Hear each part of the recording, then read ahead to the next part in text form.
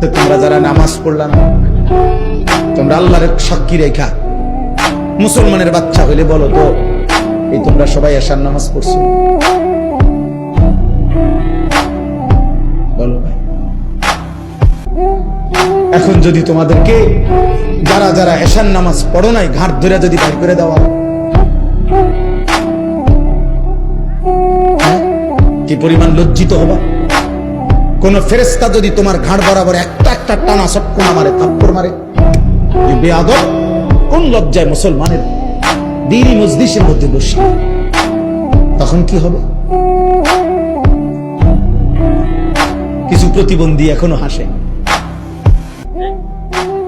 কিছু প্রতিবন্ধী যে বুঝছে যে আমারই বলতেছে, কিন্তু বাকি আমারে হাসি আসতেছে।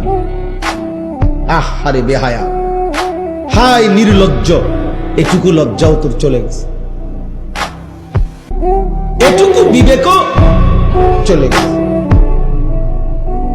কাকে বলতেছে? যে আমাকেই বলছে।